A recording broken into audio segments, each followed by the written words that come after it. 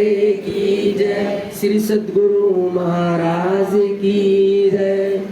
तो देखा प्यारे साथ जी कि जब उनको कोई उनके गुरु की कुछ भी अपशब्द या गुस्से वाली या गलत बात कहता है तो उनको बड़ा क्रोध आता है। इसलिए उन्होंने ये नहीं जाना अब कि ये हमारे बड़े भाई है, वो सब भूल गए। और ये सारी की सारी बातें अब उन्होंने किनको बताई, उनकी माता जी ने उनके पिता को बताते हैं।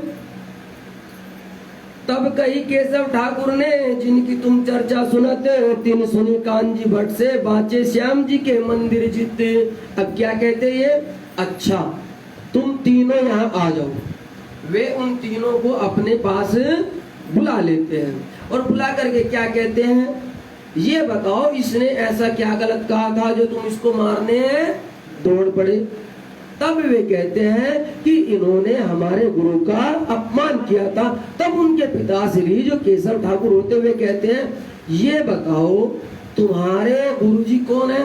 कहने लगे सतगुरु श्री देवचंद जी। ठीक है। कहने लगे अब ये बताओ उन्होंने ये सारा का सारा ज्ञान किससे सुना है। क्या बताया उन्होंने, कान्जी भट्ट से सुना है। तो अब ये बताओ कान्जी भट्ट बड़े हुए या तुम्हारे सदगुरु धनी देवचंद्र जी हुए। अब ये लौकिक बात कर रहे थे, लौकिक बात कर रहे थे और कहते हैं कि तुम्हें मालूम है इन्होंने एक नहीं दो नहीं पूरे के पूरे 14 साल तक कान्जी भट्ट से श्याम जी के मंदिर में भागवत सुनी है। तब जा करके उनके बताए हुए कुछ बोल को ही ये यहाँ बोल पाते हैं। ऐसा वे उन अपने पुत्रों को समझाते हैं ताकि इनको ये पता चले कि भाई देवचंद्र जी के पास कुछ नहीं है, ये तो सारा का सारा इनके जो गुरुजी है उनके पास में है। तब पिता ले चले तीन पे, वे बैठे जाए के ताए, कहीं भट्ट लड़के कुछ पूछे तो दियो जवाब चित्त दे आए।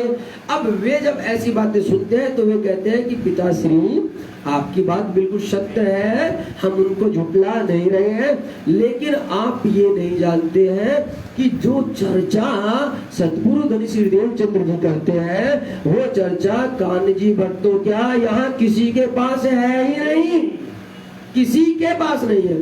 और कोई नहीं जानता है उन चर्चाओं को कि वो कितनी दिव्य चर्चाएं करते हैं।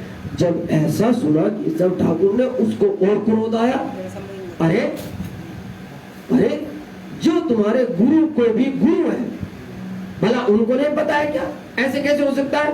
क्योंकि पिता थे और पिता भी हुए थे जो उनको सुन रहे थे और बड़े बड़े यजमान लोगों से सुनते थे तो उनको बड़ा क्रोध आता है, गुस्सा आता है उनके पिताश्री को। और वे कहते अच्छा तू अब हमें सिखाएगा। तो बड़ा भैया बोल रहा था, छोटे वाले बोलता है चले पिताश्री, क्योंकि उम्र बड़ी छोटी थी, कोमल आवाज थी। मेहराज ठाकुर कहते पिताश्री यदि आप हमारे एक भी प्रश्न का जवाब आप हमारे गुरुजी के गुरुजी से दिलवा दो। बोले देखो कैसे समझा रहे हैं, क्या उन्होंने ये नहीं कहा कि भट्ट जी से, नहीं, वे कहते हैं हमारे गुरुजी के गुरुजी से दिलवा दो तो हम सब देवचंद्र जी के पास जाना छोड़ देंगे। और भाई ये तो वे चाहते ही थे, केशव ठाकुर तो ये चाहते थे ना, और श्यामलिया ठाकुर भी यही चाहते थे। कहने लगे ये जो इन्होंने संगत बिगाड़ ली है अपनी, देवचंद्र जी के पास में जाकर के ये संगत सुधर जाए और ये जाना बंद कर दे। तो इतना ही कहना था कि उनके पिताश्री बहुत प्रसन्न होते हैं, कहने लगे वाह भाई वाह, आज तुमने कमाल कर दिया। क्यों, उनको पता था कि ये क्या पूछेंगे। अरे यदि इन्होंने कुछ पूछ भी लिया तो ठहरे वो उनके गुरु के भी गुरु, 14 साल तक लगातार भागवत सुनाई है, तो देवचंद्र जी क्या पूछेंगे, उसी में से पूछेंगे ना। तो वे बड़े प्रसन्न हो जाते हैं उनके पिताश्री और कहते हैं कि चलो चलो तुम अभी चलो अभी। मतलब वो इंतजार नहीं करते हैं, वो ये भी नहीं देखते हैं कि ये अभी अभी कथा सुन करके आ गए हैं, रात्रि का वक्त हो रहा है कि अभी होगा तो नहीं, अभी चलो, क्योंकि मन के अंदर एक उल्लास था, एक वो था। तो वे समझाते कि ठीक है पिताश्री जरूर चलेंगे, लेकिन यदि उन्होंने जवाब ना दिया तो क्या होगा, अब ये भी बता दो। हमने तो अपने बता दिया, निराज ठाकुर भी कहते हैं हमने तो अपना बता दिया, यदि उन्होंने हमारे प्रश्नों का जवाब दिया तो हम दोनों भाई उनके शरण में जाना छोड़ देंगे। लेकिन पिताश्री अब ये भी बता दो, यदि ना इनको जवाब दिया गया तो क्या होगा, है ना। तब जाकर के वो कहते हैं, कहने लगे कि भाई यदि नहीं बताया जाएगा तो तुम जहाँ जा रहे हो वहीं जाते रहना। इस प्रकार से अब वे उनको अपने साथ में लेकर के कहाँ जाते हैं, श्री कान्हजी भट्ट के पास जाते हैं। तब पूछी दो भाई ने, भट्ट कितने गुण के लोग, तत्व कहो कितने सही, कितने प्रलय आलोक, क्या क्या पूछते हैं। देखो एक चौपाई में ही बिल्कुल पूछ लिया। तब पूछी दो भाई ने, भट्ट कितने गुण के लोग, कहते कि हे भट्ट जी ये जो संसार है, ये जो माया दिखाई दे रही है, जो ब्रह्मांड दिखाई दे रहा है, इसके अंदर कितने गुण हैं, कितने गुण हैं, और इसके अंदर कितने तत्व हैं, कितने तत्वों से मिलकर के ये बना है, और यहाँ पर कितने प्रकार की प्रलय होती है। देखिए ये प्रश्न जो है बहुत सीधा सा प्रश्न है, और ये भागवत का ही प्रश्न है, इसलिए उन्होंने पहला बड़ा ही सरल सा पूछा। कहने लगे कोई बात नहीं, ठीक है, तीन गुण थे चौथे गुण नहीं, आ गया ना जवाब। कितना, क्योंकि साधारण पूछा था। अभी कहा देखो कसनी जब चलती है या जब परीक्षाएं ली जाती है तो तब ऐसे नहीं, तब खींच करके ली जाती है। पहले बड़े प्यार से देखता है कि भाई छोटे में ही समझ जाता है या उलझ जाता है, ठीक है ना। तो तब भट्ट जी क्या क्या जवाब देते हैं, तीन गुण थे चौथे गुण नहीं।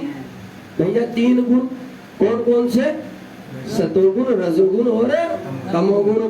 पांच तत्व से छठो तत्व नहीं, कौन कौन से, पृथ्वी जल वायु अग्नि और आकाश। 14 लोक से कोई 15वां लोक नहीं, 7 ऊपर और 7 नीचे, तल अतल वितल सुतल तलातल रसातल महातल और पाताल, है ना। पृथ्वी, उसके बाद भूलोक जललोक तपलोक महरलोक और वैकुंठ लोक। इस प्रकार से 14 लोक का वर्णन। और प्रलय भी 4 है, कौन कौन सी, नित्य, नित्य होती है जो हम हर रोज मरते हुए देखते हैं। जैसे अभी कुछ चींटी आई और मर गई, ये नित्य प्रलय। नैमितिक, नैमितिक वो होती है जो कोई बहुत ज्यादा ही किसी से, मान लीजिए कि बहुत भयंकर का जो है कुछ किसी पर प्रकोप आ गया, कुछ प्रकोप आ गया तो वो एकदम से बहुत ज्यादा खत्म कर देता है, बहुत ज्यादा। प्राकृतिक, प्राकृतिक क्या होता है, जैसे कि जैसे केदारनाथ में महापहाड़ आ गई, जैसे और बहुत ज्यादा हो जाता है ना, भूकंप आ जाते हैं। और महाप्रलय, महाप्रलय में तो ये सब चीजें समाप्त हो ही जाता है। इस प्रकार से ये 4 प्रलय होती है। भगत जी समझ आया आपको, 4 प्रलय, हाँ ये 4 प्रलय, 3 गुण और 5 तत्व, बहुत जरूरी है, बहुत जरूरी नियम खास है।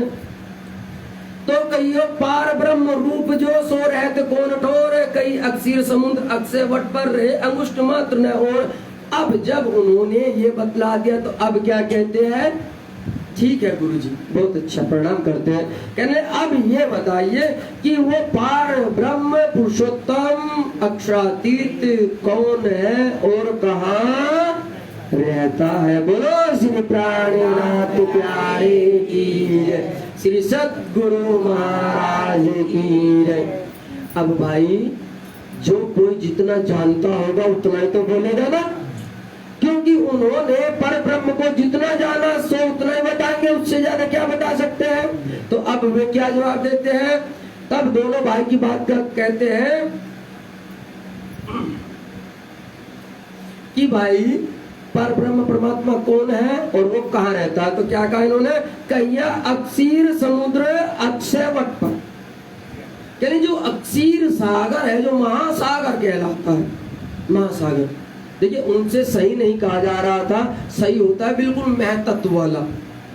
लेकिन उन्होंने अरे ऐसे पूछ रहे हैं चलो बता देता, उनको नहीं पता थे, उनको तो ये पता था ये वैसे आ गए हैं, क्योंकि इधर उधर की चर्चा सुन के चल थोड़ा सा बता दो, तो भी बताते हैं कि भाई जो अक्षीर सागर है उसमें जो वट का पेड़ है, वट के पेड़ का जो एक पत्ता है, पत्ते के ऊपर मात्र अंगूठे रूप से, अंगूठा कितना बड़ा होता है, देखिए कितना बड़ा अंगूठा है।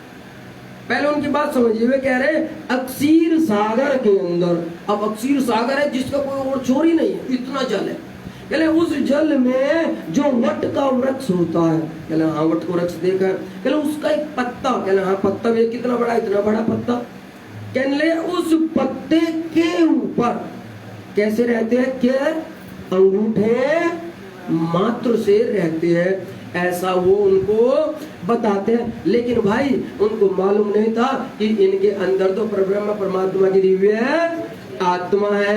अब वे क्या कहते हैं कि भाई ये बताओ, जब 14 लोक भी, 5 तत्व भी, 3 गुण का भी लय नाश हो जाता है, महाप्रलय में हो जाता है ना, हाँ जी हाँ हो जाता है, बिल्कुल नाश तो हो जाता है, सब खत्म हो जाता है। तो ये बताओ वो अखंड अविनाशी कैसे वहां पर रह सकता है, तो इसका मतलब तो ये जो क्षीर सागर है और ये जो पत्ता है ये महाप्रलय से भी अलग है, कहीं परे है। अब यहाँ पर भट्ट जी का दिमाग काम करना, बोलो सतगुरु धन श्री चंद्र की जय, महामती श्री प्राणनाथ प्यारे की जय, श्री कृष्ण कन्हैया लाल की जय।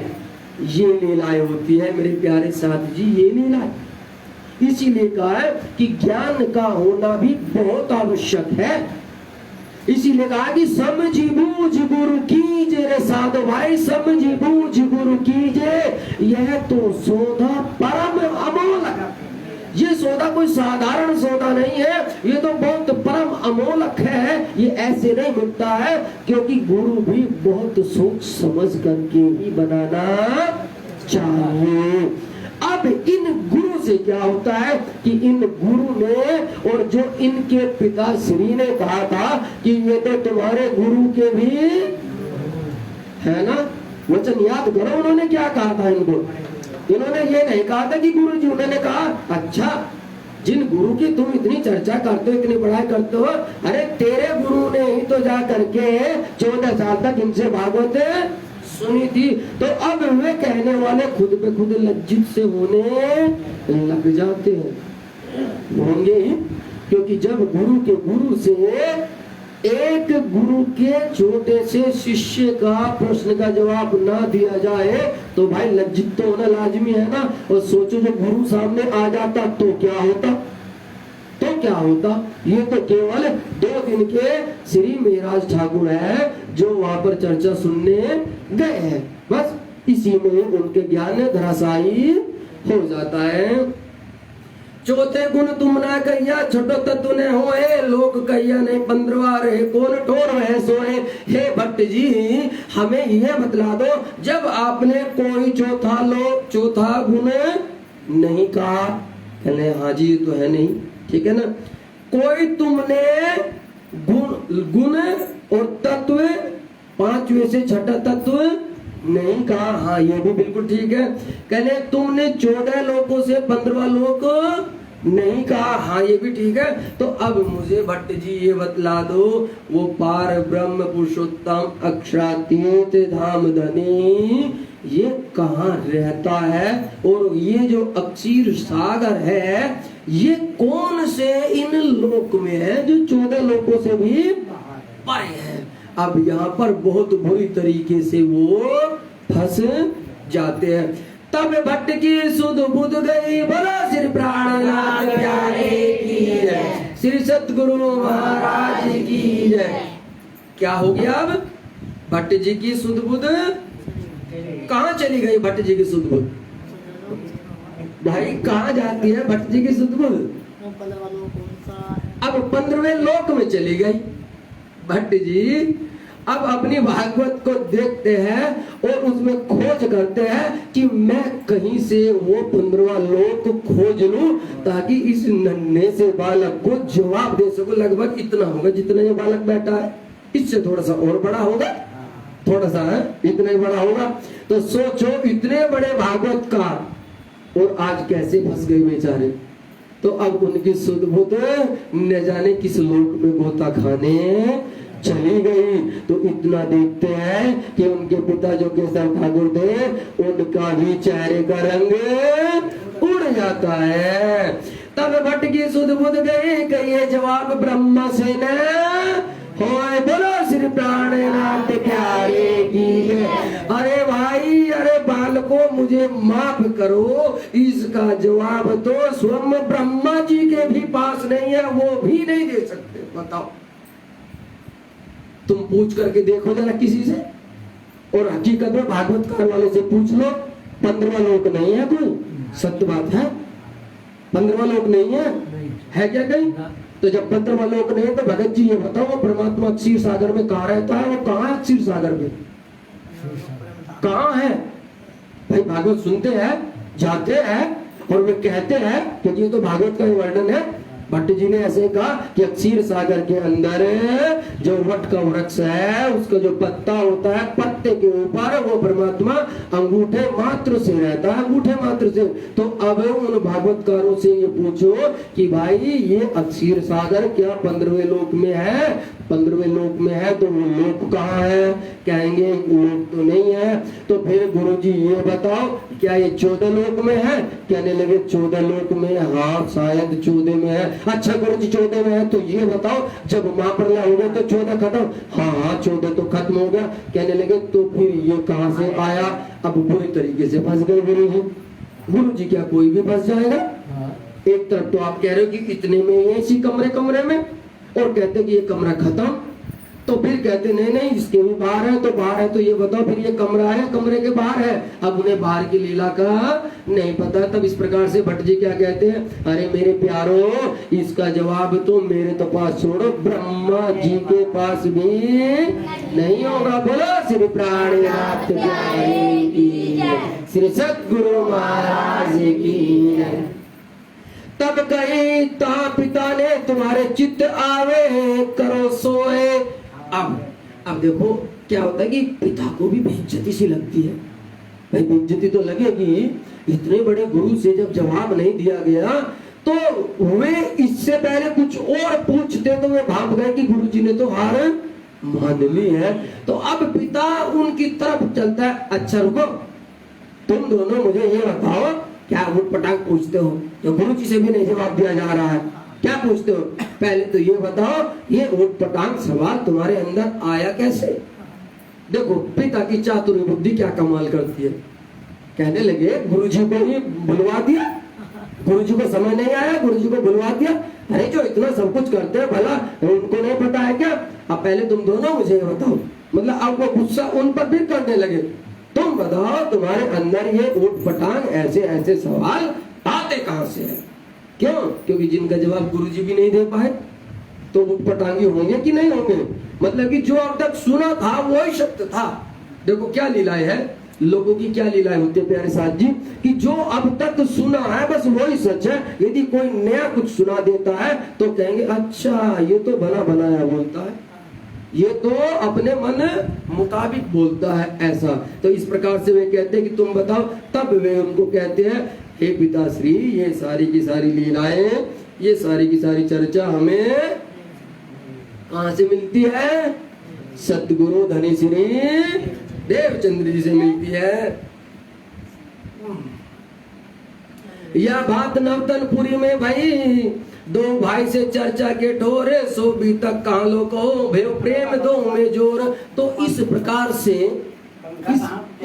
से क्या होता है कि जब ऐसी लीलाएं होती है तो भट्ट जी से जब जवाब नहीं दिया जाता है तो फिर वो क्या करते हैं, वे उन्होंने तो पहले ही कहा था, देखो आने से पहले क्या कहा था उन्होंने, उनको मालूम था ना, दोनों भाइयों ने क्या कहा था, पिताश्री यदि गुरुजी ने जवाब दे दिया तो हम अपना सब कुछ छोड़ करके उनकी शरण में चले जाएंगे। लेकिन अब ये बताओ, यदि उनसे जवाब नहीं बना तो वे कहते तो तुम्हारी मर्जी, जैसा करते हो वैसा कर लेना। अब ये बड़े प्रसन्न हो जाते हैं। क्योंकि अब तो बिल्कुल हाई कमान से ऑर्डर पास हो गया, भाई पिताजी से पास हो गया। भला अब श्यामलिया की क्या मजा, अब जरा तिरछी नजर से देख के दिखाए, मतलब बड़े खुश होते हैं दोनों, है ना। कहले अब जरा देख के दिखाए, अब कुछ कह के दिखाए गुरु जी के उसमें, तब जाके हम उसको देखेंगे। तो ये दोनों बड़े प्रसन्न हो जाते हैं और बस अपनी उन्हीं दिव्य लीलाओं में रमन करने लगते हैं। अच्छा प्यारे साथ जी सोचो, इन्होंने ये प्रश्न केवल भागवत का पूछा। देखो ये प्रश्न बाहर का नहीं, ये भागवत का प्रश्न था, भागवत की वे चर्चा करते थे। सोचो यदि वे कुछ और प्रश्न पूछ लेते, क्यों? क्योंकि वे तो अब तारतम्यम आ रहा था, श्री राज्य अंदर विराजमान थे और धनी श्री देवचंद्र जी तो उनको वो ब्रज की, वो रास की, वो ब्रह्मधाम की सारी लीलाएं बता रहे थे, दिखा रहे थे। यदि उनमें से कोई लीला पूछ लेते तो क्या आलम रहा होता भट्ट जी का, सोचो। ये तो केवल एक श्रीमद् भागवत का ही एक प्रश्न पूछा, उसी का प्रश्न। तो इसीलिए कहते हैं कि ब्रह्म सृष्टि कहीं ब्रह्म तदेवत। प्यारो ब्रह्म की सृष्टि को साधारण आंकने की भूल मत करना, वो तो स्वयं ब्रह्म का ही स्वरूप होती है, उसके अंदर तो साक्षात पूर्ण ब्रह्म परमात्मा विराजमान रहते हैं। तब यहाँ से वे दोनों भाई अपनी धनी श्री देवचंद जी की चर्चाओं में खूब मग्न होते हैं और अपनी खूब आनंद की चर्चाएं का रसपान करते हैं। बरस 24 मास, बरस 24 मास 10 ऊपर भय 5 दिन, तालो सोबत रहे बीच गिरो मोमिन। और इस प्रकार से 24 साल 10 महीने और 5 दिन तक दोनों भाई ने मिल करके सुंदर साथ के बीच में बैठ करके ब्रह्मधाम की उन दिव्य चर्चाओं का रसपान किया है। संबत 1712 भादो मास उजाला पद चतुर्दशी बुधवारी की वो अदृष्ट अलख। बोलो सतगुरु धनी श्री देवचंद्र महाराज की जय। संबत 1712 विक्रम संबत 1712 में भादो मास की चतुर्दशी के दिन, जिस दिन बुधवार था, उस दिन क्या होता है, हमारे सद्गुरु धनी श्री देवचंद्र जी इस धरा से अपनी लौकिक लीलाओं को ओझल कर लेते हैं। केवल लौकिक लीलाओं को, अलौकिक नहीं, लौकिक जो बाहर से दिख रही है, लेकिन वो नूर, वो इलम, वो परमात्मा का दिव्य प्रकाश ऐसे ही बरकरार रहता है और वो सारी की सारी शक्तियां का विराजमान हो जाती है इसी छोटे भैया के अंदर, जिसने आज भट्ट जी को 15वें लोक में घुमा दिया। इसी छोटे भैया श्री मेराज ठाकुर के धाम दिल के अंदर, श्री इंद्रावती की वासना के अंदर वो पूर्ण ब्रह्म परमात्मा सच्चिदानंद स्वरूप अक्षरातीत धाम धनी युगलवर श्यामा श्याम अपनी पूर्ण अखंडता, दिव्यता, नूरता, उस एक दिली भाव को लेकर के अपने हक के इलाम और हक के इश्क के साथ में संपूर्ण पूरे के पूरे वैभव के साथ में श्री इंद्रावती जी के धाम दिल के अंदर आकर के विराजमान हो जाते हैं। बोलो श्री प्राणनाथ प्यारे की जय, श्री सतगुरु महाराज की जय। श्री मामत गए मोमिनो जिन पर हुआ मेराज, सो खासल खास उम्मत है तन मार डारत हक काजे। इस प्रकार से महामती जी कहती है, स्वयं कहने लगे, हे मेरे प्यारे साथ जी, ये जो मेराज हुआ है, जिन्होंने श्री राज्य के दर्शन किए हैं। श्री राज्य के दर्शन कैसे करते थे? श्री राज्य के दर्शन करते थे जब सतगुरु धनी श्री देवचंद्र जी के पास में जाकर के सत्संग सुना करते थे, तो वहां पर जो सतगुरु धनी श्री देवचंद्र जी दिव्य लीलाओं के जिक्र किया करते थे, तो ऐसे हाथ करते थे और सामने से श्री कृष्ण जी वहां से प्रकट हो जाया करते थे और अपनी दिव्य नूर की लीलाओं को दिखाने लग जाते थे।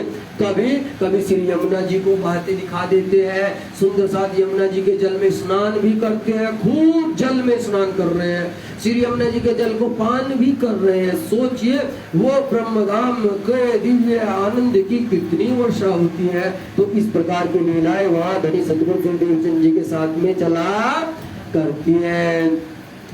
13 वर्ष माया मिले था ऊपर लौकिक बोझ, श्री राज तरफ रहते हैं बीच में कोसर होज। कहां पर जाते हैं? कोसर होज। होज कोसर ताल कहाँ है मेरे प्यारे साथी जी? होज कोसर ताल दिव्य ब्रह्मधाम में है। तो आत्माएं कहाँ रमण करती है? आत्माएं जब भी रमन करेगी, उपराजी पहाड़ में रमन करेगी, होज कोसर ताल में रमन करेगी, श्री रंग महल में रमन करेगी, फूलबाग नूरबाग में रमन करेगी, आठों सागर 8 जिमी में घूमेगी, श्री यमुना जी के जल में घूमेगी, श्री चांदनी चौक में जाएंगी। तो इस प्रकार से आत्माएं जब कभी रमन करती है तो वो केवल और केवल अपने दिव्य ब्रह्म धाम में रमन करती है।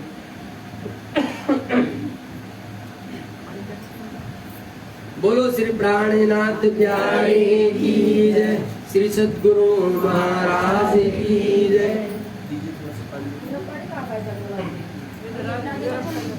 इस प्रकार से विक्रम संवत जो है 1690 से लेकर के 1703 तक इन 13 वर्षों में श्री महाराज जी के ऊपर भी जो सांसारिक बोझ था वो भी होता है। और धन श्री देवचंद जी के मुखारविंद से जो वे चर्चाएं सुना करते थे।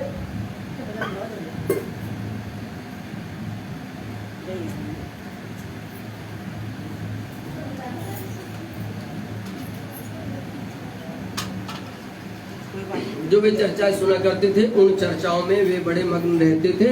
लेकिन चर्चा सुनने के साथ साथ लौकिक कार्य का भी बोझ होता है, घर परिवार का भी बोझ रहता है, घर परिवार के काम रहते हैं। तो वे थोड़ा थोड़ा अपना काम भी घर परिवार का करते रहते थे और श्री राज जी की इन चर्चाओं में भी हमेशा मगन रहा करते थे। चर्चा नित्य विचार ही मन में बड़ो विलास है, नित्य प्रति श्री राज सो कृत विनोद के हाथ। तो धनी श्री देवचंद्र जी जब चर्चाएं सुनाया करते थे तो सामने आते थे श्री राज जी। श्री राज वहां आते थे और श्री राज जी का स्वरूप क्या हुआ करता था? मोर मुकुटधारी बंसीधर श्री कृष्ण कन्हैया लाल का वो दिव्य नूरी स्वरूप हुआ करता था मेरे प्यारे साथ जी। वो नूरी स्वरूप ये ही श्री राज है, इन्हें श्री राज का है। तो वे इस स्वरूप में आकर के वहां पर लीला किया करते थे। लेकिन ये लीला कब होती थी? जब सतगुरु धनी श्री देवचंद्र जी अपना सत्संग शुरू करते थे। ये नहीं कि सत्संग नहीं हो रहा है और ऐसे आ गए, नहीं नहीं। ये तो जब सत्संग में रस आता था, सत्संग में नूर बरसता था, सत्संग में प्रेम उमड़ता था, तब जा करके वे इन सुंदर साथ को अपनी गवाही दिया करते थे कि देखो मेरे प्यारे साथ जी, इस बात को झूठ मत समझना जो धनी श्री देवचंद्र जी बता रहे हैं। अपनी बात को गवाही देने के लिए खुद स्वयं परब्रह्म परमात्मा वहां प्रकट हुआ करते थे। चर्चा नित्य विचार ही मन में बड़ो विलास। इस प्रकार से मन के अंदर फिर बहुत ज्यादा खुशी होती है, आनंद उमड़ता है, उनको बहुत खुशी मिलती है। नित्य प्रत्यय श्री राज सो करत विनोद के हाथ से। और देखिए क्या करते हैं श्री राज जी से नित्य प्रतिदिन हर रोज कैसे करते हैं? हासी और प्रेम की लीलाएं करते हैं। क्यों? क्योंकि वो ये कह दिया करते थे श्री राज जी, अरे भाई आज तो तुमने खीर में मीठा कम डाला है, आज तो तुमने सब्जी में नमक ज्यादा कर दिया। अच्छा मेरे पास तो दही खत्म हो गई, जाओ दही लेके आओ। अभी तुमने ये जो मीठा बनाया था ये खत्म हो गया, जाओ ये लेके आओ। तो इस प्रकार से हास्य विनोद की भी लीलाएं होती थी और प्रेम की भी लीलाएं होती थी। एक दिन श्री महाराज को दिल उपजा ए विचार, हम आए अरस से भेजे प्रवर्तिगार। इस प्रकार से एक दिन श्री महाराज ठाकुर के अंदर श्री इंद्रावती जी के धाम दिल के अंदर एक प्रश्न आता है कि जब हम ब्रह्मधाम से आए हैं, हमारी आत्मा ब्रह्मधाम से आई है और हम सारे के सारे 12,000 ब्रह्म क्रियाएं ब्रह्मधाम से आई है, तो हमको भेजा किसने है? हमको पूर्ण ब्रह्म परमात्मा श्री राज जी ने भेजा है। ऐसा विचार उनके दिल के अंदर आया है। ये माया का खेल देखने के लिए हम सब यहाँ आए हैं। तो हमारी उज्जत राज सो कछु ने चलाते, हम क्यों न देखे धाम को अपनी जो अभी तक। अब इस प्रकार से वहां पर सोम मेहराज ठाकुर ये सोचते हैं, कहने लगे कि भाई ये बताइए कि जब हम ब्रह्मधाम से आए हैं, हमारी रूह ब्रह्मधाम से आई है, तो क्या बात है? धनी सदगुरु महाराज जी को तो सारा का सारा सब कुछ नजर आता है, सारा का सारा सब कुछ नजर आता है, लेकिन क्या बात है मुझे तो नजर नहीं आता है। इस प्रकार से ऐसा विचार करने लगते हैं, और विचार होना भी स्वाभाविक है, हो जाता है ऐसा विचार।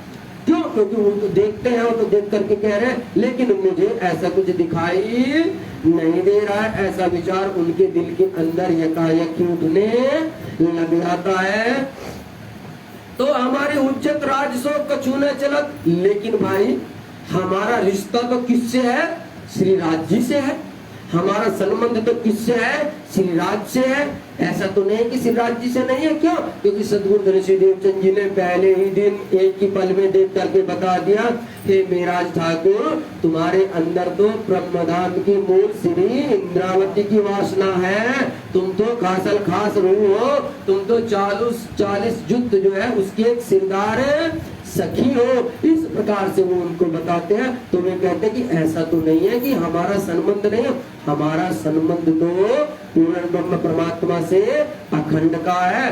हम क्यों ना देखे धाम को जो अपनी भी तक। तो कहते कि जब हमारा संबंध उनसे मूल का है, तो हम क्यों नहीं देख पाते हैं अपनी लीलाओं को, जैसे सदगुरु धनी श्री देवचंद्र जी देख रहे हैं। हमारा धनी धाम का क्यों तीन से ए न होए, हमें अरस अजीम के ठोर दिखावे सोए। अब क्या कहते हैं वे मेराज ठाकुर? अब जब हमारे भी धनी ब्रह्म धाम के हैं, भाई कोई धनी श्री इंद्रावती के थोड़े निकले हैं, सारे के सारे 12,000 ब्रह्म प्रिया के हैं। और जब ब्रह्म प्रिया के हैं तो उनमें से एक इंद्रावती भी है, और एक के धनी यहाँ क्योंकि श्यामा जी महारानी विराजमान थी, तो श्यामा जी जब विराजमान है, श्यामा जी को तो सब कुछ दिखा रहे हैं। लेकिन जब मेरे भी धनी वही है जो श्यामा जी के है, मेरे भी श्रीराज वही है जो श्यामा जी के श्रीराज है, तो क्या बात है कि मुझको क्यों नहीं अपने ब्रह्मधाम में दिखाई दे रहा है, जबकि दूसरी रूह श्री श्यामा जी अपने बड़े प्रेम से उन लीलाओं को देख रही है। बोलो श्री प्राणनाथ प्यारे की जय, श्री सद्गुरु महाराज की जय। सो हमारे खेल में इतना भी न चलते, तो क्यों कहिए हम धाम के अपनी न देखे भी तक इत। कहते हैं कि अब मुझे ऐसा लगता है कि शायद जो धनी श्री देवचंद्र जी कहते हैं, सदगुरु महाराज जी कहते हैं, मुझे लगता है कि शायद मेरी आत्मा मेरी परात्म ब्रह्मधाम की नहीं है। ऐसा सोचते हैं। ऐसा क्यों सोचते हैं? क्योंकि उनको ब्रह्मधाम की ऐसी लीलाएं नहीं दिख रही थी जैसे सदगुरु महाराज जी को दिखाई दिया करती थी। तो इस प्रकार से वे सोचते कि शायद मेरी आत्मा ब्रह्मधाम की नहीं है, शायद मैं मूल मिलावे में नहीं बैठी हूँ। इस प्रकार से थोड़ा सा भाव दिल में आ जाता है। पर हम में है अवगुण तिस वास्ते अंतराए, जब अवगुण हम काढ़ी तब क्यों न देवे हमें ताए। अब इस प्रकार से श्री मेहराज ठाकुर सोचते हैं कि भाई नहीं, जब सदगुरु महाराज जी ने कहा है तो ये तो निश्चित है, तो ये तो निश्चित है कि हमारे अंदर जो है ब्रह्मधाम की वासना तो है, ये तो निश्चित है। क्यों? किसने कहा है? ये बातें कही है सदगुरु श्री देवचंद्र जी ने। तो ये तो पक्का अब हमें ये यकीन तो हो गया है कि हाँ आत्मा तो है, पर आत्मा तो वहीं बैठी है मूल मिलान में। लेकिन क्या सोचते हैं?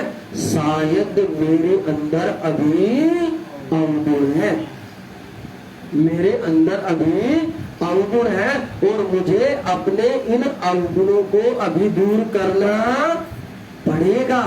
जब ये अवगुण मेरे अंदर से निकल जाएंगे तब जा करके जैसे श्री श्यामा जी महारानी के दर्शन होते हैं, वो बोलती है ब्रह्मधाम की एक एक बात, फिर वैसे ही मैं भी अपने ब्रह्मधाम की एक एक बातों को देखूंगी और उनको बोला करूंगी। बोलो श्री प्राणनाथ प्यारे की जय, श्री सद्गुरु महाराज की जय। अब यहाँ देखिए मेरे प्यारे लाडले साथी, क्या हमारे अंदर कभी ऐसा आता है? देखो ये बीतक इसीलिए बीतक है, मैं आपको इसीलिए समझाना चाह रहा हूँ कि इस बीतक को केवल कहानी सुनने की चेष्टा मत करो, इसको केवल पढ़ने की बात मत समझो। ये हकीकत में हमें हमारा मूल दिखा रही है कि यदि एक रूह को ब्रह्मधाम नजर नहीं आ रहा है तो वो कितनी व्याकुल होती है, कितनी तड़पती है और वो सोचती है कि शायद मेरे अंदर अभी अवगुण है, इसलिए मुझे अपने अवगुणों को दूर करना पड़ेगा। तो मेरे प्यारे लाडले साथी, हमें भी दर्शन नहीं होता है तो क्या हम कभी सोचते हैं कि हमारे अंदर भी अवगुण है, पहले उनको दूर किया जाए? नहीं सोचते हैं ना? क्यों नहीं सोचते? क्यों नहीं सोचते हैं? ये ही तो सोचना है, ये ही सोचना है और कुछ नहीं। अंदर जो अवगुण है, और अवगुण कैसे होते हैं मेरे प्यारो? अवगुण केवल यही नहीं होते हैं कि आप किसी को भला बुरा कहते हैं, वो अवगुण होता है। नहीं, वो तो बड़ा लौकिक होता है, वो बड़ा लौकिक, वो तो बड़ा साधारण होता है, वो कोई अवगुण नहीं होता है। अवगुण वो होता है जो अपने गुरु के बताए हुए मार्ग को पूर्ण रूप से उस पर चलता नहीं है, ये अवगुण होता है। क्या इस बात को समझ लो तुम?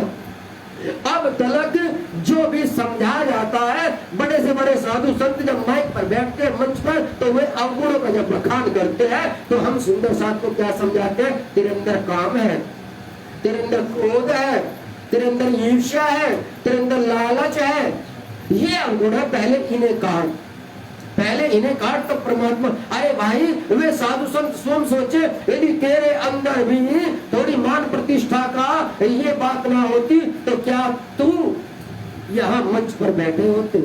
नहीं ना। तुम मंच पर बैठे हो, तुम बोल रहे हो, अच्छे कपड़े पहन रहे हो, अच्छी गाड़ी में घूम रहे हो, तो क्या ये अवगुण नहीं है? क्या अवगुण नहीं है? क्या ये भी तो अवगुण है। क्यों? क्योंकि अच्छी चीज को पाना अवगुण होता है, अवगुण। लेकिन ये केवल और केवल मात्र जीव के लिए है प्यारो, जीव। मैं आपको बात आत्मा की बता रहा हूँ, जीव की नहीं बता रहा। जीव का तुमसे लेना ही नहीं है। अरे जीव को ये काम, क्रोध, मोह, लोभ, ईर्ष्या, लालच, ये किसको लगते हैं? ये केवल और केवल जीव को लगते हैं। जीव बता सकता है कोई लगता है कि नहीं लगता है? किसको खाता है ये? जीव को लगता है। अंदर से प्रेम, जब किसी को देखा, भाई कोई बहुत सुंदर स्त्री बैठी है, किसी ने देखा, तो ये बताओ देख कौन रहा है? अंदर से जीव ही तो देखता है। वो कहता है ये कितनी सुंदर है, तो मन के अंदर किसके आता है? जीव के आता है, आत्मा के। क्यों? क्योंकि आत्मा के लिए न तो वो स्त्री न वो पुरुष। जब महाभारत के अंदर वासुदेव श्री कृष्ण अर्जुन को समझाते हैं, क्या कहते हैं? तू न शरीर है न तू जीव है, तू तो परमात्मा की आत्मा है। आत्मा तो आत्मा न तो किसी को मारती है और न आत्मा कभी मरती है। समझ रहे हो? तो अब तुम्हें देखने हैं अवगुण, और अवगुण कौन से होते हैं? आत्मा जो अपना मूल से हट जाती है, मूल से। जैसे आगे चल करके आप देखेंगे कि श्री बिहारी जी हट जाते हैं, वो मूल अवगुण है, वो ही मूल अवगुण है। यानी कि अपने गुरु, अपने सतगुरु के दिए हुए वचनों से विमुख हो जाना ही अवगुण है मेरे प्यारो, अवगुण है। हमें इसे दूर करना है, हमें इसे दूर करना है, और इसे पा करके हम ब्रह्मधाम के दिव्य नूर को अपने धाम दिल के अंदर में बसा लेंगे। बोलो श्री प्राणनाथ प्यारे के। अवगुण के ऊपर महामती श्री प्राणनाथ जी ने ब्रह्मवाणी श्री कुंडलिनी स्वरूप के अंदर 4-5 प्रकरण उतारे हैं मेरे प्यारों, 4-5 अवकरण, बहुत चौपाई उतरी है। उसमें अवगुण बताए जा रहे हैं कि आत्मा किस किस प्रकार से इन अवगुणों से दूर जा सकती है और मुझ परमात्मा के पास में आ सकती है। तो अब मुझे लगता है कि मेरे अंदर कुछ अवगुण है, तो मुझे ये अपने अवगुण दूर करने पड़ेंगे। पर हम में है अवगुण किस वास्ते? अंतराय, इसलिए हमसे परमात्मा ने दूरी बनाई है। जब अवगुण हम काढ़ी तब क्यों न देखे हम ताए। और जैसे मेरे अंदर से ये अवगुण निकल जाएंगे तो भला ये बताओ कैसे एक पल में हमें परमात्मा के दर्शन नहीं होंगे। ऐसे ही तुरंत हमारे धाम दिल के अंदर भी श्री राज्य आकर के विराजमान हो जाएंगे। श्री देवचंद्र जी के आगे आए अर्ज करते मेरे अवगुण मुझको काट दे। सब इंद्रियन के देखिए क्या कहाँ कहते हैं वे आकर के, वे कहते हैं सतगुरु धनी श्री देवचंद्र जी के पास में आकर के कहते हैं कि हे सतगुरु जी, हे धाम दूल्हा, मेरे अंदर बहुत ज्यादा अवगुण है, बहुत ज्यादा। तो आप ऐसा कीजिए कि मेरे अंदर जो अवगुण है इनको आप बाहर निकाल दीजिए ताकि मैं भी ब्रह्मधाम का दिव्य दर्शन पा सकूं। ऐसी अर्जी श्री मेराज ठाकुर सतगुरु धनी श्री देवचंद्र जी के सामने करते हैं। तब देते उत्तर तीन में न कोई अवगुण। क्या कहा? हे इंद्रावती की वासना, तुम्हारे अंदर कोई भी अवगुण नहीं है। ऐसी बातें स्वयं अंदर बैठे विराजमान श्री राज्य कहते हैं, श्री राज्य कहते हैं। तब वे कहते हैं कि सतगुरु जी, यदि मेरे अंदर एक भी अवगुण नहीं है तो मुझे ये ब्रह्मधाम क्यों नहीं दिख रहा है? आप भी तो रंग महल के बारे में बताते हैं, आप भी यमुना जी के बारे में बताते हैं, आप भी चांदनी चौक के बारे में बताते हैं, लेकिन मुझे क्यों नहीं दिखता है? तो इसका मतलब मेरे अंदर अवगुण जरूर है। लेकिन सतगुरु महाराज जी उनको मना कर देते। क्यों? क्योंकि इंद्रावती की वासना तो पहले से ही अवगुणों से मारी जा चुकी है। अवगुण जब तक थे तो उस जीव को उन्होंने शुद्ध कर लिया था। अब तो ये निर्विकार है, निर्विकार। तू निर्मल आत्मा धाम की इंद्रावती उत्पन्न, कह दिया ना। तू कहाँ की है? तू है ब्रह्मधाम की। और कैसी है तेरी आत्मा? बिल्कुल निर्मल है। निर्मल का मतलब होता है जहाँ छल कपट नहीं होता है, कुछ भी तेरे अंदर छल कपट नहीं है। तू तो ब्रह्मधाम की दिव्य नूरी इंद्रावती की आत्मा है। फिर अपने दिल में करते ए विचार श्री धाम धनियों कहते हैं मुझे चलना इन पार। लेकिन वे फिर भी जिद करते हैं, वे फिर भी जिद करते हैं कि ऐसे कैसे है सतगुरु जी, जब आप कह रहे हैं कि मेरी आत्मा बड़ी दिव्य है तो उसको दिखता क्यों नहीं?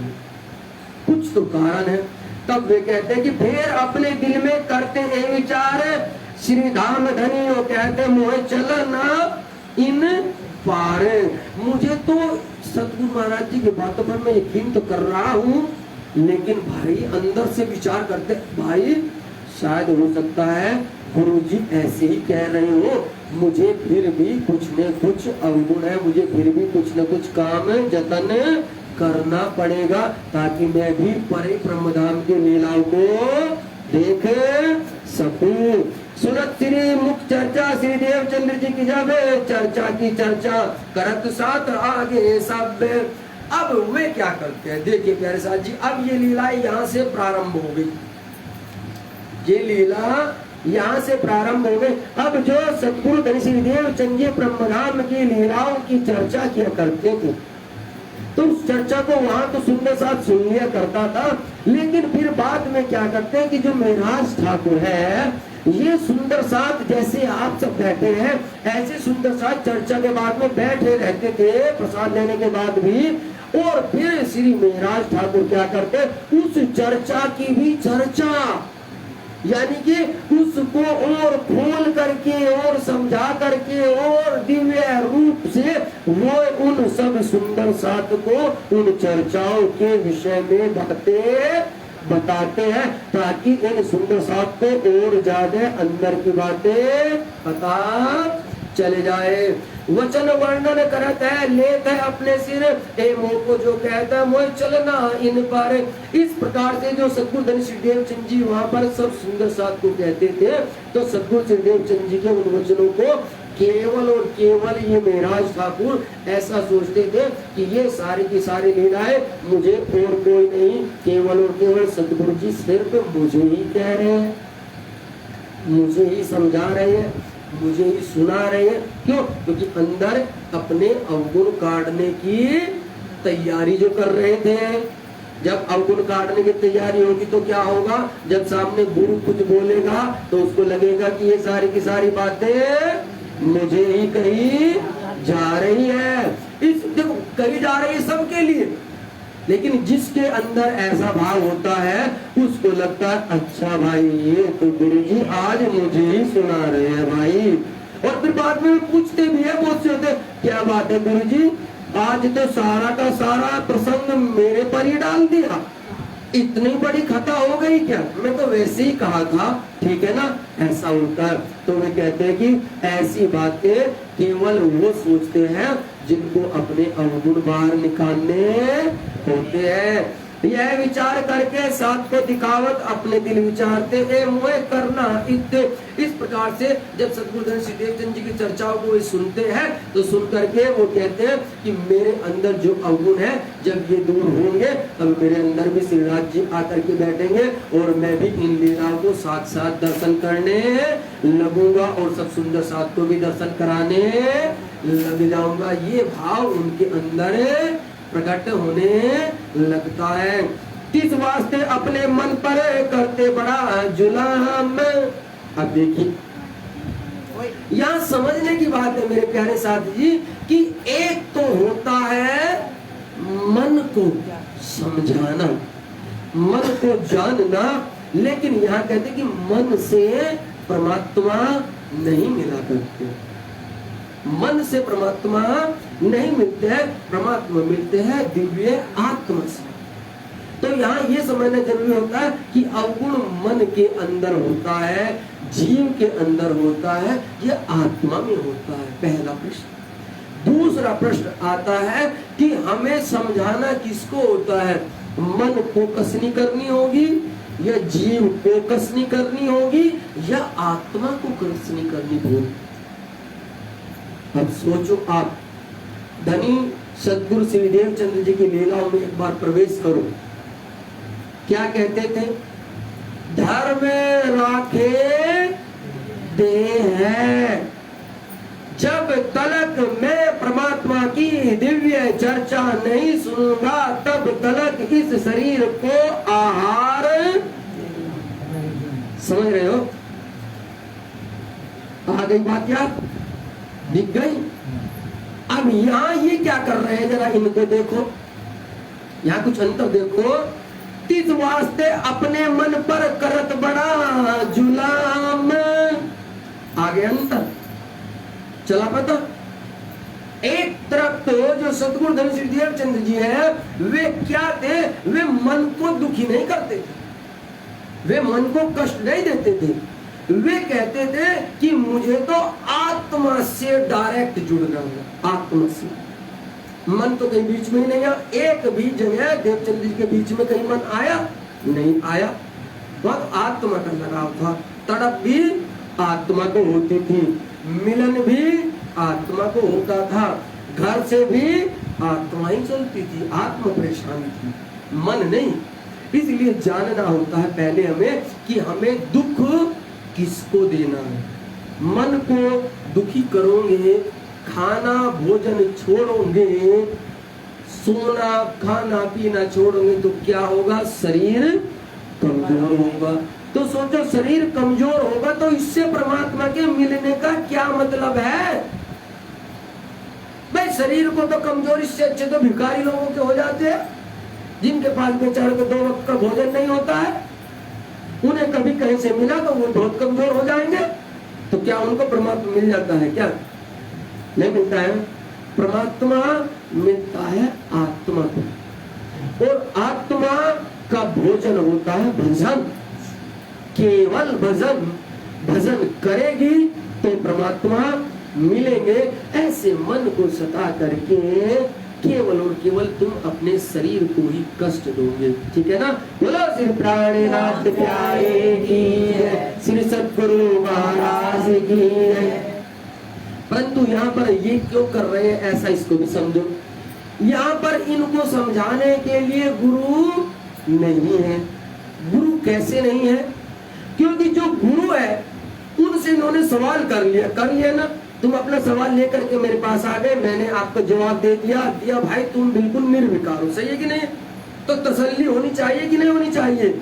आपको मानना चाहिए गुरु की बातों को। लेकिन ये अब सोचते हैं कि नहीं, शायद गुरु जी तो मुझे सही नहीं कह रहे हैं, लगता है मेरे अंदर जरूर अवगुण है, जरूर, ऐसा सोच लेते हैं। और ऐसा सोच करके क्या करते हैं, खुद पर खुद ही बिना किसी की सलाह मशवरा के ये अपने मन को कष्ट देने लग जाते हैं। इन्हें ऐसे लगता है कि मन को यदि मैं कष्ट दूंगा, मन को यदि मैं कमजोर करूंगा तो क्या होगा कि मेरे अंदर परमात्मा आ जाएगा, यानी कि जो मेरे अंदर अवगुण है वो इस मन को कमजोर करने से बाहर निकल जाएंगे।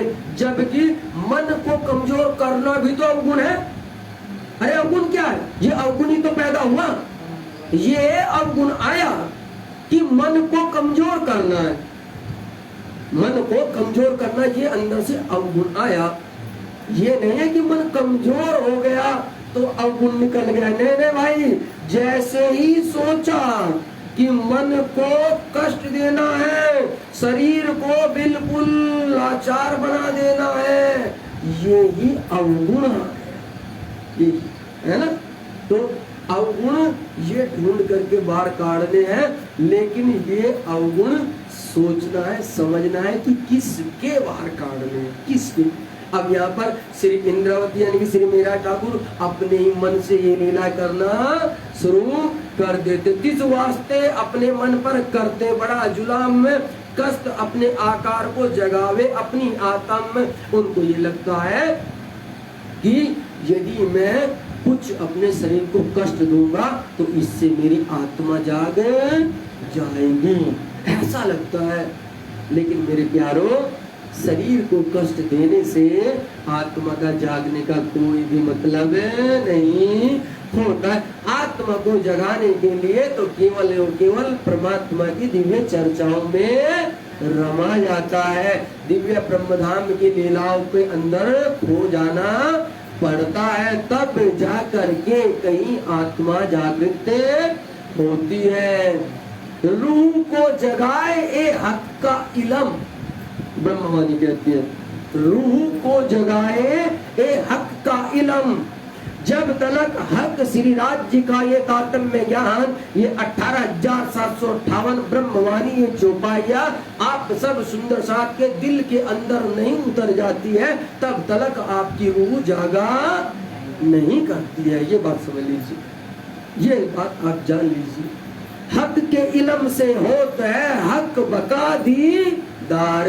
ब्रह्मवाणी कहती है कि भाई यदि तुम्हें परमात्मा को देखना है, तुम्हें श्री राज्य को देखना है, तो हक के इलम से ही देखोगे, श्री राज्य की वाणी से ही देखोगे। ऐसे शरीर को कमजोर करके राज्य को नहीं देखा जा सकता है। बोलो श्री प्राणनाथ प्यारे। उतरता आहार घटाया रहिया पैसे भर दोए, बल घटा इंद्रियन को सुख चला आकार सोए। अब क्या होता है, वे सोच लेते हैं भाई ऐसा करूं, ये जो मैं 4 रोटी खाता हूँ इसको 2 कर दूं, 4 खाता हूँ उसको 2 कर दूं, 1 गिलास दूध लेता हूँ उसको आधा गिलास कर दूं, क्यों? क्योंकि एकदम से यदि छोड़ेंगे तो घर वालों को भी समस्या होगी, किसी को शक हो जाएगा। तो वे क्या करते हैं, वे थोड़ा थोड़ा सा आहार अपना घटाने लग जाते हैं। उतरता आहार घटाया, थोड़ा थोड़ा थोड़ा थोड़ा करके वे अपने भोजन को ग्रहण करने लग जाते हैं। रैया पैसे भर दो, जैसे ये मान लीजिए कि बस केवल एक टुकड़ा, 2 पैसे का मतलब मान लीजिए एक टुकड़ा। अब भाई यदि कोई एक टुकड़ा खाएगा 24 घंटों में, उसके शरीर पर क्या होगा? उससे तो खड़ा भी नहीं हो जाएगा। उससे तो जब शरीर से खड़ा नहीं हो जाएगा तो सोचो वो चर्चा कैसे सुनेगा। अब यहाँ पर ये सोच नहीं रहे थे इंद्रावती, ये इंद्रावती का विचार नहीं था, ये विचार था मेहराज ठाकुर का। इंद्रावती का विचार होता तो उसको मालूम है, अरे पगली तुझे तो जाना है और अपने सतगुरु की सेवा करनी है और सतगुरु से नित्य चर्चा सुननी है। यदि तेरा शरीर कमजोर हो जाएगा तो तू घर से कैसे निकलेगा, कैसे चलेगा? तुझसे तो बैठा भी नहीं जाएगा तो धाम धूला की चर्चा कैसे सुनेगा? और जब चर्चा नहीं सुनेगा तो ब्रह्मधाम के रस को कैसे पाएगा, कैसे पाएगा? तो यहाँ पर ये विचार किसका था? ये विचार था मेहराज ठाकुर का। मेहराज ठाकुर ने सोचा ये जो बलवान शरीर है इसको अब बिल्कुल मैं कष्ट में कर देता हूँ, और जब ये बिल्कुल कष्ट हो जाएगा, कष्टदायक हो जाएगा, तो इसके अंदर से जो ये अवगुण है ये बाहर निकले जाएंगे। बल घटा इंद्रियन को, सुख चला आकार सोए। तो ये तो होना ही था प्यारे साथ जी, होना था कि नहीं होना था? भाई ये बताइए, जब आप इस शरीर को भोजन नहीं देंगे तो ये बोलेगा क्या, ये सुनेगा क्या, ये चलेगा क्या, ये करेगा क्या? कुछ भी तो नहीं करेगा ना। तो यहाँ पर जो इंद्रिय थी वे सब कमजोर होने लग जाती है, और जब इंद्रिय कमजोर होने लगती है तो क्या होता है, शरीर भी बिल्कुल सूखने लग जाता है। अब जो श्री मेहराज ठाकुर थे, मान लीजिए उसके आधे के भी आधे रह जाते हैं, बिल्कुल कमजोर हो जाते हैं। ऐसी कसनी वे अपने शरीर के साथ में कर रहे थे। अब देखो प्यारे साथ जी, हमसे तो कोई कहा क्या जाए, खुद ही सोचे कि यदि हम जब तलक हर रोज अपने घर पर परमात्मा की वाणी को 1 घंटा न पढ़ सके, एक प्रण ले लो, 10 मिनट न पढ़ सके, तब तक हम कोई जलपान ग्रहण नहीं करेंगे। लेकिन मुझे लगता है कि ऐसा भी प्रण हम कोई कर सकता नहीं है। तो अब मुझे बताओ, ये मेहराज ठाकुर किसी और मिट्टी के थे क्या? ये सोने चांदी के बने थे क्या? शरीर कैसा था उनका? क्या ये नहीं था क्या जैसे तुम और हम हैं? थे क्या नहीं?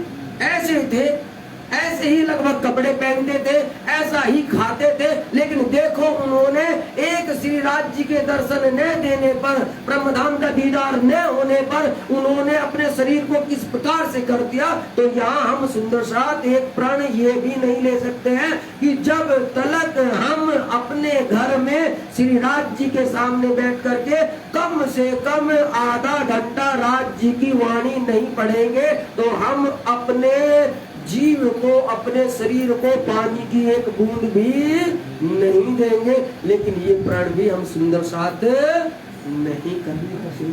ये सत्य है, इसे सत्य मानना, बात कड़वी है लेकिन सत्य बात है।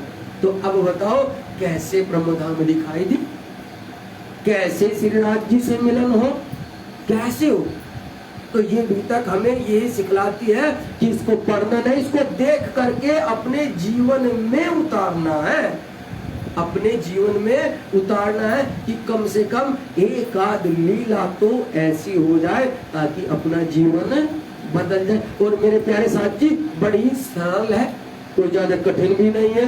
क्यों उठ करके सुबह चाय और नाश्ता कर लेते हैं, अपने घर पर सेवा पूजा कीजिए और करके उसके बाद में राज्य का प्रसाद लेने के बाद में अपने शरीर को थोड़ा सा भोजन दीजिए। ये प्रण यदि सुंदर साथ करे तो आप देखिए प्रण करने से ही धीरे धीरे धीरे धीरे भक्ति का बल बढ़ने लग जाता है। बोलो श्री प्राणनाथ प्यारे की जय, श्री सद्गुरु महाराज की जय।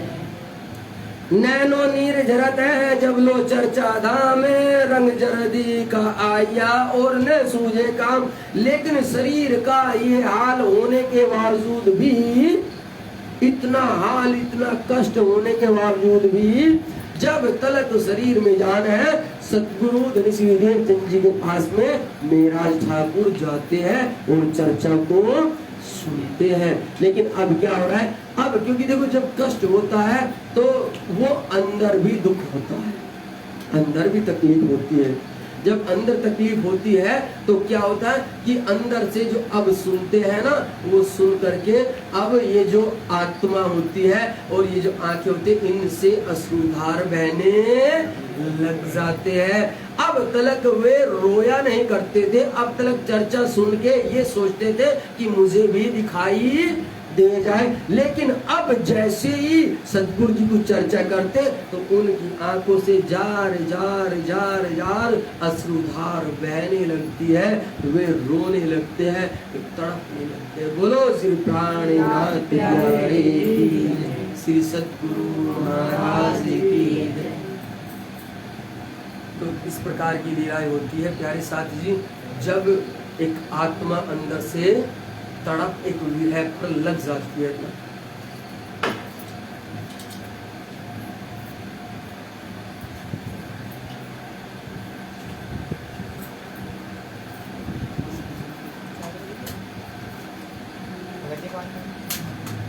चलिए, ओ हमें तो याद ही नहीं रहा। अरे प्रणाम प्रणाम। भगत जी का एक भजन होगा, हम तो भूल गए थे। बोलो श्री प्राणनाथ प्यारे की जय, श्री सद्गुरु महाराज की। कितना समय हो गया? 4 हो गए। हाँ, तो भगत जी को एक भजन दीजिए भाई। ये माइक भगत जी की तरफ कीजिए और भगत जी एक भजन गाएंगे। चल रहा है अभी?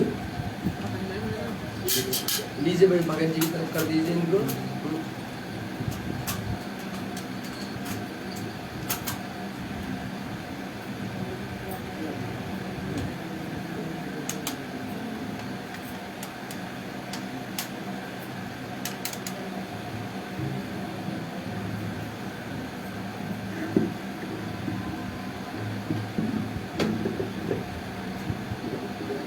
देखिए भगत जी कितना अच्छा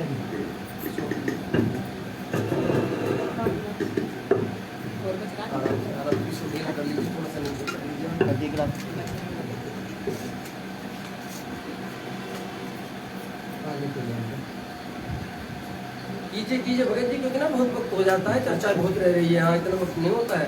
ये तो आज हमने आपके भाव समझे। चलिए आप जो है भजन कीजिए।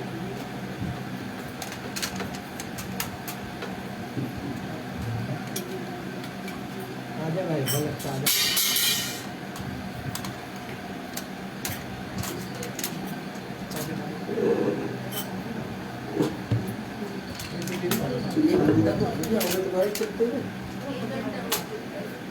बहुत चल जाएगा।